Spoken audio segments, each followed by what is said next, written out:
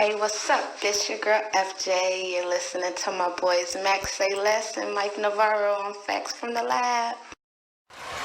Artest looking, gets it to Bryant. Bryant dribbling, has to put it up with the buzzer. Banks it in! Oh, he banks in the three! And the Lakers win the game! Yo, what's up, man? This your boy, Mike Navarro. And this your boy, Max Sayless. And welcome to episode 18, I believe, of Fax From The Lab. And honestly, I hate to even be making this episode because we're doing it for an unfortunate reason. We were actually supposed to be prepping for our sports episode that we're doing at the end of this week, but unfortunately, that's not why we're here today. Yeah, we really here for a very sad occasion. Never thought that we'll be doing this episode so soon, you know. This is something that affected a whole lot of people, and I don't want to get ahead of myself, so. Yeah. Oh, man, never would I have imagined when I woke up Sunday that I would look on my phone and saw the headlines that I saw. You know, normally, a lot of times when we hear about these celebrity deaths and we see these headlines coming from TMZ or Yahoo or Bleacher Report, whatever it is, any media outlet, we sometimes second guess it and say, oh, maybe it's a hoax, maybe it's fake, whatever. But this is the time where I thought that. I said, this gotta be fake, and it wasn't. Yeah, I kept looking. At first, I was waiting for ESPN to confirm, because things like that, you always get information put out from different sources, and you never know which source you can actually trust. Right. So, when they confirmed it on ESPN, it was really a fucked up thing to see, because when you, like you said, when you wake up in the morning, you don't expect to see certain things like that, and for that to come across your timeline and you see everybody in the world raving about it, it's just a really messed up thing to wake up to, And I think the sadder thing about this situation was not only it was Kobe Bryant that lost his life, it was his oldest daughter and a few other people on that helicopter as well. So we want to start off by saying rest in peace, Kobe and his daughter, Gianna. Yeah. And we just want to say peace and blessings to his fans, his family, and his friends. Yeah, when the report got out that he had died, originally, at first they were just saying him.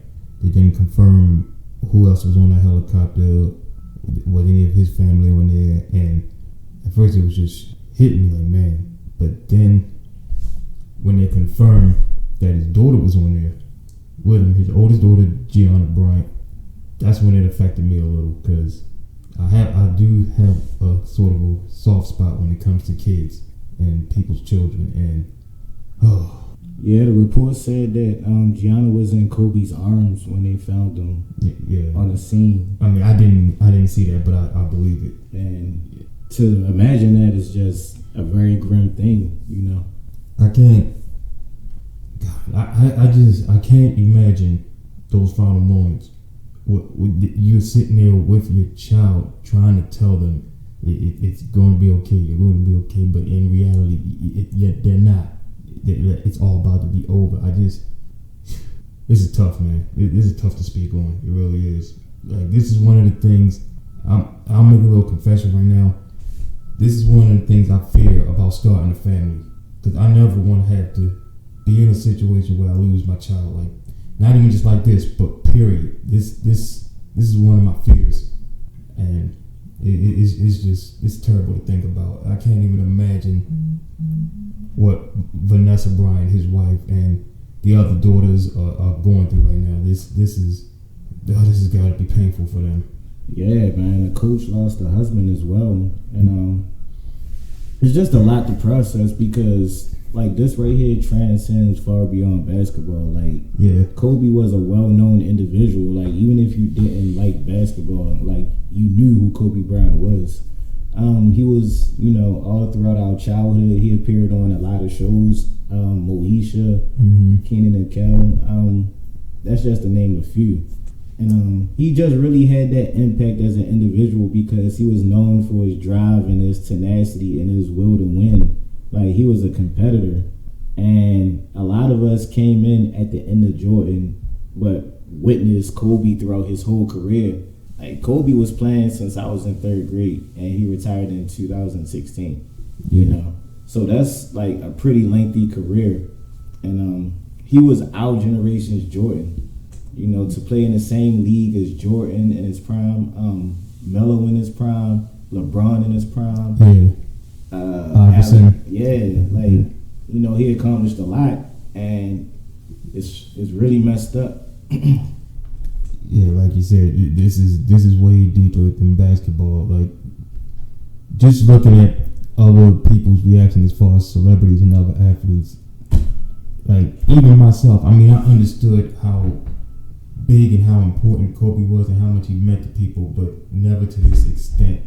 Like, what you were just talking about, his drive and his tenacity, his will to win, the Mamba mentality, that's what they called it. That's what they called it. Like, everybody, especially the athletes that they interview, because they've seen a lot of different athletes, not just from basketball, but all sports, saying that they get their drive and their motivation from watching Kobe play. Right. They'll watch all his highlights on YouTube or something, and just they get motivated, and that's something special, because that's exactly who Kobe was. He wanted everybody, you know, to strive harder, to win, to go out there and fight, give it your all. That's why I said to someone earlier, because I don't know if you know this, but the Lakers were supposed to play tonight against the Clippers, but they postponed it for obvious reasons. And I said to myself, I get why they're doing it, but what Kobe would have wanted that? I don't think he would have.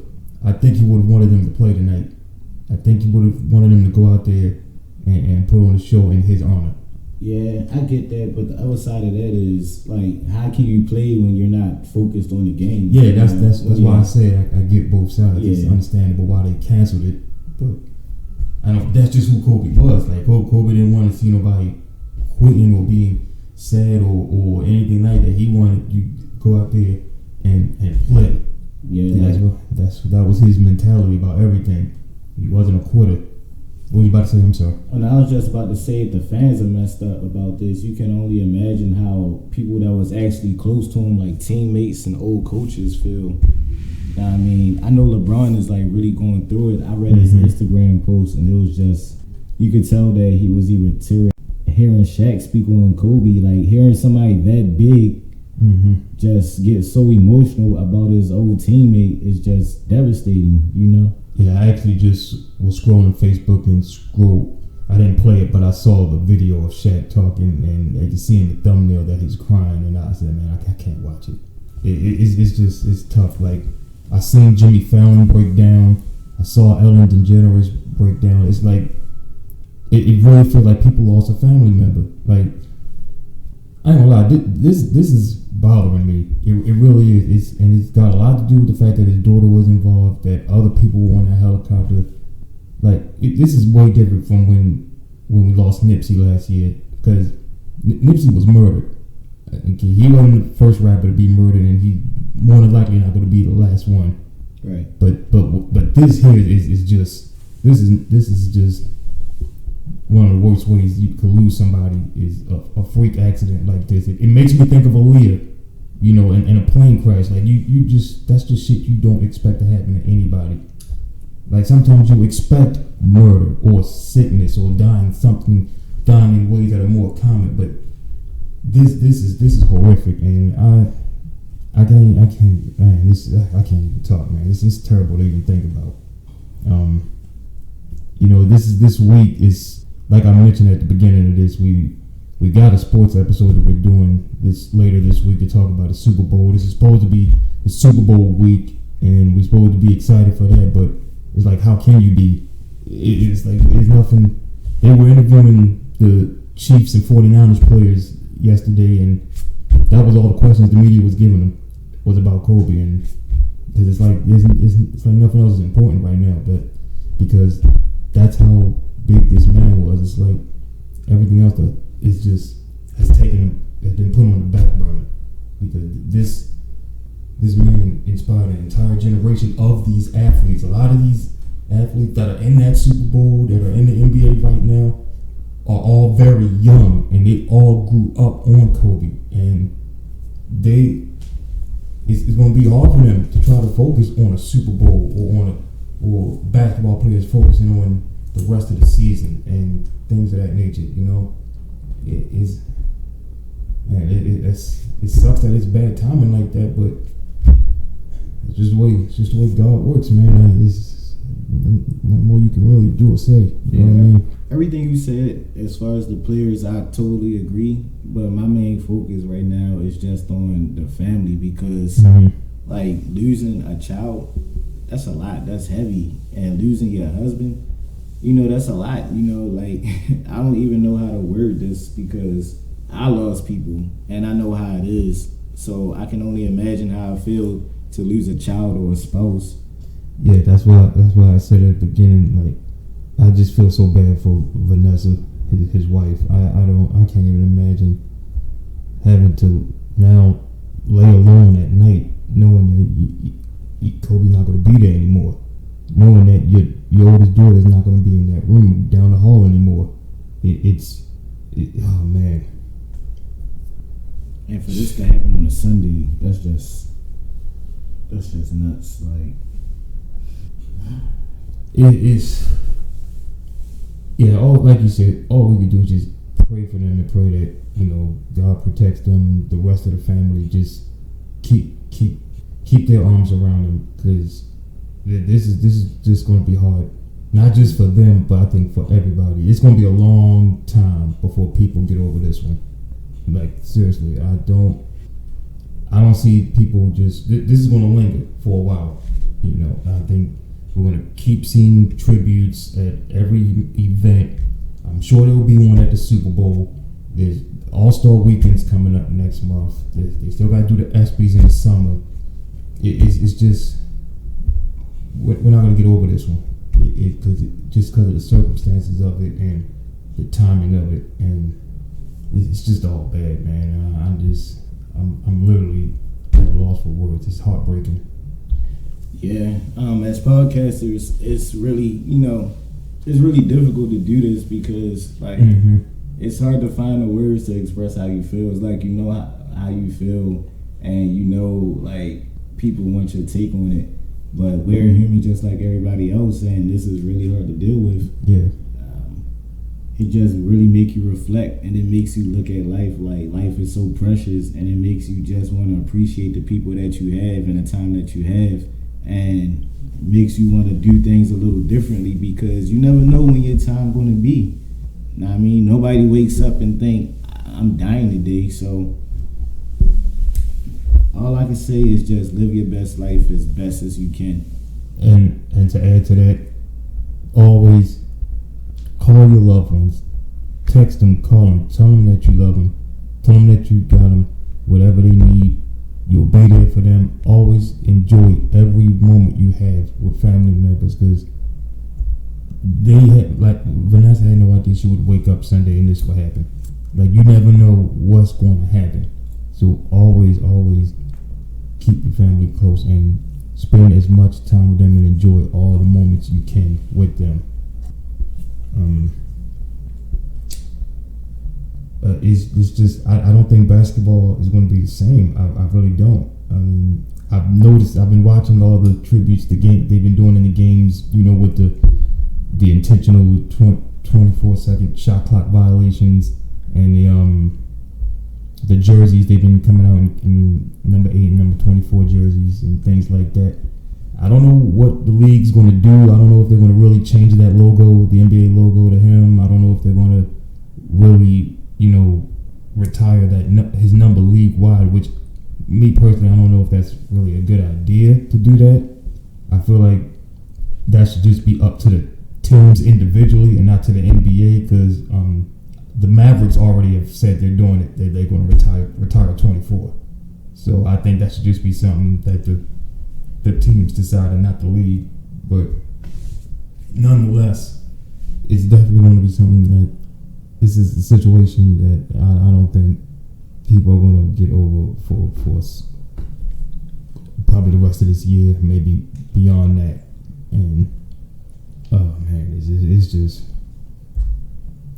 it's like all I can think about is where he was in his life right now. Like, he just retired. He's about to go into the Hall of Fame this year, and he was just getting ready to enjoy the fruits of his labor. He was about to enjoy now spending more time with family. Now, life after retirement, probably doing more like films or whatever. He just won an Oscar for that short film that he had, and he probably would have got more involved with that. And and then of course it's helping his daughter further her basketball career. She wanted to go to UConn, I heard. So yeah, I heard that as well. Yeah, so and now that's gone. It's all gone, and that's just sometimes the evils of life that you got to deal with, and it's a truly terrible thing, and it's really hard to move on from it. Yeah, I just want to say it was really dope of Nike to take down all of his merchandise. Oh, yeah, I heard that. Yeah, I think that's dope because it shows that they're not trying to make a come up off of this unfortunate incident, and it just pays respect to the family, and I think that's cool. Yeah, I agree, and I think all these other retail companies that sell his stuff should probably follow suit and do the same thing, especially the ones with the jerseys and all of that stuff. I think. Yeah, that's why I thought it was a good idea that we didn't put out no Laker merch or anything, because I just want that man to rest in peace. Like, he did a lot, a lot for the world, not just on the court but off the court as well. Yeah, that's the last thing we want is these big retail markets trying to capitalize off this, because I do hate that, and that was big of Nike to do that. My mad respect to Nike for that. At the end of the day, like I said, enjoy the moments you have with your loved ones while you still can, and just always tell them every chance you get that you love them, because you don't know if you'll be speaking to them the next day or see them the next day. You don't know what can happen, man. And I guess we can close this out with me saying once again, my heart, thoughts, and prayers are with the entire Bryant family, the families of the other victims on that helicopter. I can't remember their names right now, but there were 7 others. My prayers are with their families as well, because this is a horrific time for all of them, and I just pray that y'all grow stronger and just try to live as best as y'all can, knowing that he's still watching over y'all. He's still protecting y'all. And definitely, man. LeBron said he's going to carry out his legacy. So with that being said, you hoop, whatever sport you do it in the name of Kobe. Just go a little harder for Kobe. Do it for the Mamba mentality. Because like, for decades to come, anytime a kid shoot a paper ball into a trash can, he's going to be saying Kobe. Yeah, I saw a meme that said that's going to hit different now. Yeah. When you do that, it's just going to be... Yeah, like, anytime somebody, shoot something into a receptacle, they're going to say Kobe. So now it's definitely going to be different now that he's gone. So, like Mike said, love one another.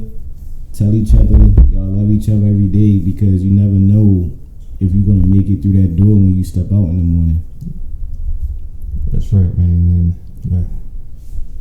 Be strong, y'all. This is me talking to all the fans and everybody else around the world this morning. Just be strong. I know it's tough. It's gonna be hard to get over this, but like Max was just talking about, with that mentality, you gotta be strong. Kobe wouldn't want us to be sad, to be crying. He'd want us to, whatever we do in our profession, he wants us to be the best at it. Get out there and get after it. You be the best. Grind hard, work hard, play hard, and become the best at whatever it is that you do in your life. That's what Kobe would want. That's how he would want us to honor him. And here at Fax From The Lab, that's what we're going to do, to try to be the best. Definitely. So as we close out, I'm Max Sayless. And I'm Mike Navarro. And just know we love you guys. All the support, Definitely. love, shares, likes, purchases, all of that. We see it and we appreciate it all. And we love you guys very much. Absolutely. Y'all stay blessed, be easy, and love each other. Peace out.